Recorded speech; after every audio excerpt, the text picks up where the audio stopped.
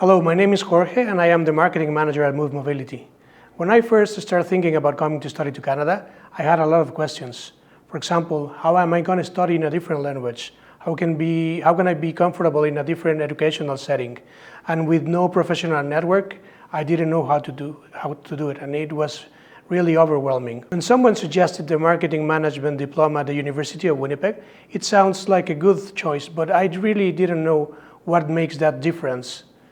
But that started changing when I started my application process. I started sending some emails, asking a lot of questions. And then they started replying me with some of the answers that I was looking for.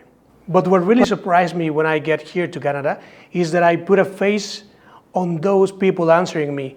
And they were not a recruiting team just answering emails. They were Nikki and Julie, the coordinator and the program manager here at PACE. The other thing that I really value about the program is learning from real life instructors. I mean, they were not just people teaching, they were people sharing their life experience working here in Canada. So if you are unsure, like I was, don't hesitate. Start asking your questions, especially to instructors.